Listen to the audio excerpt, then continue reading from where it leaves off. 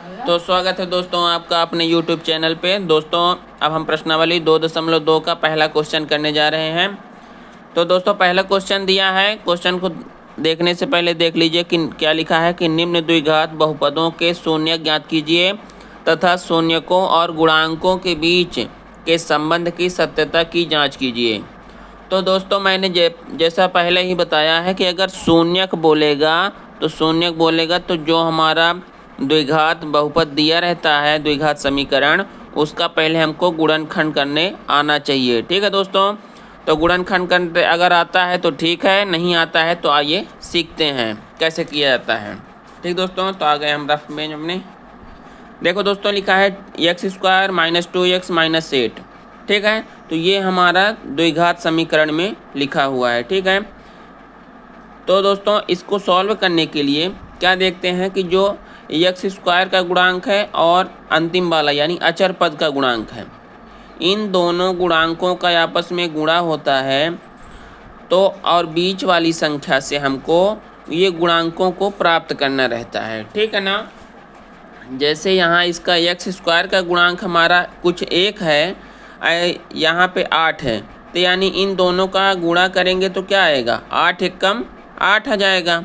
ठीक है ना, यानी कि हमको 8 लाना है, कहाँ से लाना है, बीच वाले पद से।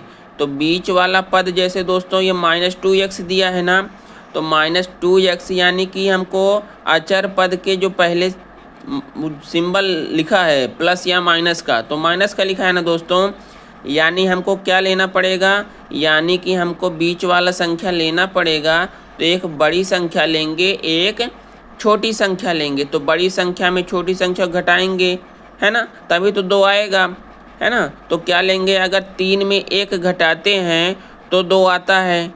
ठीक है ना, लेकिन 3 और 1 का गुणनफल हमारा 8 आना चाहिए, तो वो 8 तो नहीं आ रहा, 3 एकम 3 हो रहा है। तो दोस्तों क्या करेंगे, अब उसके आगे ले लेंगे, तो 4 में अगर 2 को घटाएंगे तो 2 आ जाएगा। ठीक है ना, और 4 दूनी 8 यानी संख्याओं गुणनफल 8 आ रहा है।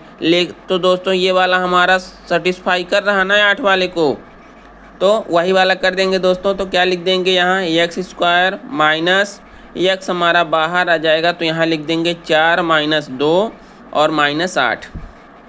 ठीक है, फिर यहाँ से x² माइनस x का गुणा करेंगे तो -4x, माइनस माइनस प्लस हो जाएगा 2x और -8। यहाँ से दोस्तों x को मैं कॉमन कर लूँगा, तो यहाँ क्या बचेगा, x - 4 बचेगा दोस्तों। यहाँ से दोस्तों +2 अगर कॉमन कर लिया मैं, तो क्या बचेगा, x बचेगा, यहाँ से क्या बचेगा, -4 बचेगा।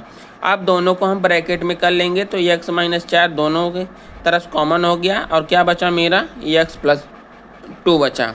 ठीक है, अब शून्यक बोला है दोस्तों, यानी इस गुणनखंड को शून्य के बराबर कर देना है। तो यानी x - 4 बराबर अगर 0 है तो क्या हो जाएगा, x बराबर 4 आ गया 1, और x + 2 बराबर 0 कर दिया, तो x बराबर आ गया -2। ठीक है दोस्तों, ये आ गया। अब क्या करेंगे दोस्तों, चलिए मैं आपको अच्छे से और बता देता हूँ। अब इसकी जांच करना है, तो जांच के लिए मैंने पहले ही बताया दोस्तों कि जांच के लिए क्या करना पड़ता है। अब ये दोनों जैसे हमारी ये शून्यक निकल आए, है ना, तो अब शून्यकों का योगफल ना बोलता है, शून्यकों का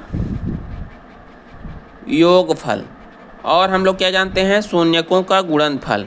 ठीक ना, शून्यकों का गुणनफल।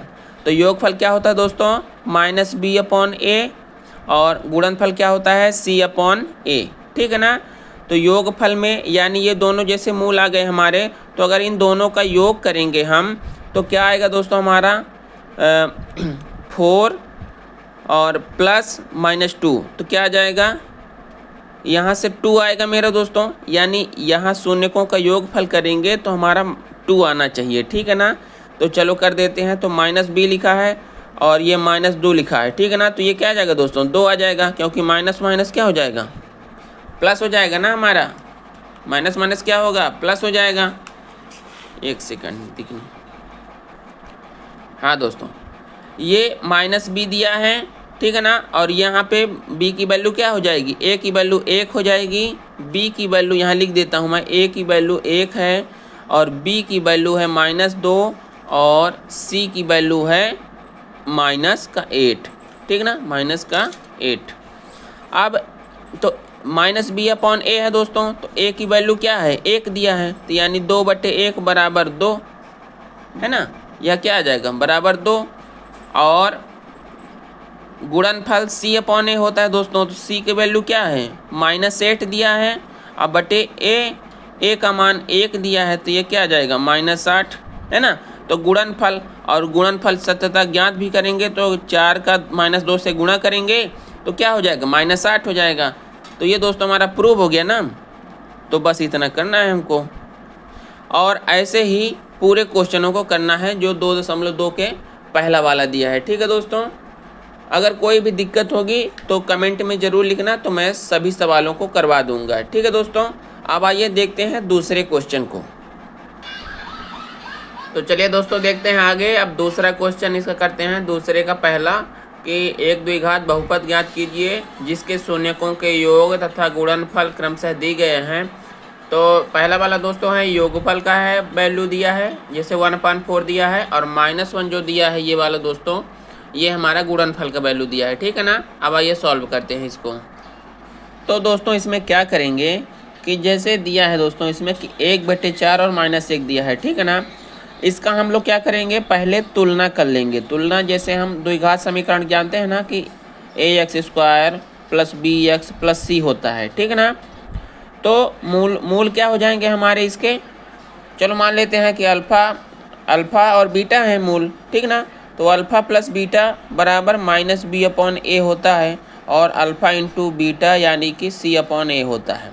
ये क्या है, मूलों का योगफल है, ये क्या है, मूलों का गुणनफल, ठीक है ना। तो ये क्या था दोस्तों, -b किसकी वैल्यू थी, x की वैल्यू थी, ठीक ना, x का गुणांक था, ठीक ना, माइनस लगा था। और ये हमारा a क्या था, x² का गुणांक था, ठीक ना, x² का गुणांक। c हमारा क्या है दोस्तों, अचर पद है, ठीक ना, और a वही वाला है, x² का गुणांक है,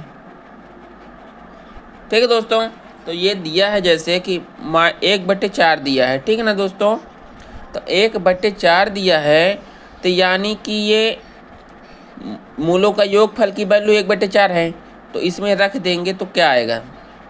अब देखिए आगे, ये मैंने रख दिया कि अगर -b/a बराबर अगर 1/4 है, ठीक है ना, तो ये 1/4 कैसे आया होगा, एक फार्मूले में लगा है, ठीक ना।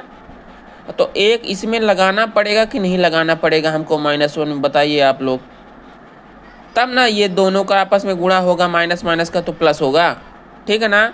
आ गई इतनी बात समझ में। कैसे रख दिया कि -b हमारा फार्मूले में है, ठीक है ना, -b/a। तो एक माइनस तो यहाँ आएगा, अगर एक माइनस रख दिया मैंने और यहाँ एक बस रख दिया तो ये कितना आ जाएगा मेरा -1/4। लेकिन यहाँ क्या दिया है, 1/4 दिया है, तो यहाँ क्या होगा, यानी x का गुणांक क्या में रहेगा, माइनस में रहेगा, तब ना माइनस प्लस होगा, ठीक है ना। तो इसकी वैल्यू क्या आ जाएगी, ये x का गुणांक क्या आ जाएगा, -x आ जाएगा, ठीक है ना।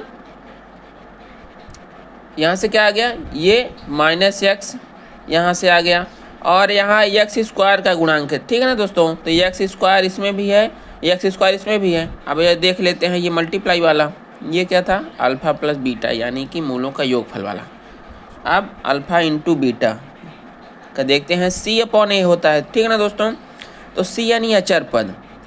तो यहाँ पे कितना है दोस्तों, इसकी वैल्यू आया है -1 आया है, ठीक है ना। तो -1 कैसे आएगा दोस्तों, जब हम यहाँ क्या लेंगे, नीचे a है तो a की वैल्यू 4 तो दिया है ऊपर वाले में, तो यानी नीचे भी 4 तो होवे करेगा, है ना। तो अगर c की वैल्यू हम -4 रख देंगे तो 4 कट जाएगा, तो -1 आ जाएगा कि नहीं आ जाएगा, -1 आ जाएगा कि नहीं आ जाएगा दोस्तों, आ जाएगा ना। तो बस a बराबर 4 है तो a की जगह तो 4 रखना पड़ेगा हमको, और तो c की जगह ऐसी कौन सी वैल्यू रख देंगे कि काटने पे हमारा -1 आ जाए, ठीक है ना। तो यहाँ c बराबर अगर मैं -4 रख देता हूँ तो 4 से 4 कटेगा मेरा, तो -1 आ जाएगा। तो बस दोस्तों c की वैल्यू -1 आ गई। अब यहाँ से हमारा फार्मूला क्या बन जाएगा द्विघात समीकरण कि ए एक्स स्क्वायर होता है ना, तो ए की वैल्यू कितनी है 4 है, तो ये 4 एक्स स्क्वायर बन गई। अब एक्स वाला आता है वैल्यू, तो एक्स वाले की वैल्यू क्या आ जाएगी -x, ठीक है ना दोस्तों। तो ये क्या आ जाएगा -x, और c बराबर क्या आ जाएगा दोस्तों, क्या लिखेंगे -4, ठीक है ना। तो ये वाला हमारा पूरा समीकरण बन जाएगा, ठीक है। c बराबर क्या रख दिया मैंने -4 रख दिया, तभी ना कटेगा तो 1 आएगा। ये तो केवल हमारा क्या दिया है, मूलों का योगफल की वैल्यू दी है, यानी वैल्यू दी है, लास्ट वाली वैल्यू दी है हमारी। तो वो कैसे आएगा ये ना हमको फाइंड करना है। तो बस दोस्तों अपनी समझ से कर लेंगे, जैसे मैंने समझाया है एक बार। अगर आपको समझ में नहीं आता है तो दोबारा आप इसी वीडियो को धीरे करके और आराम से देख सकते हैं और सवालों को कर सकते हैं, ठीक है दोस्तों। अगर वीडियो पसंद आई हो तो वीडियो को लाइक कर देना दोस्तों, और चैनल को सब्सक्राइब कर देना, क्योंकि इसी में आने वाली वीडियो इसी चैनल पे आपको मिलेगी, ठीक है दोस्तों। धन्यवाद।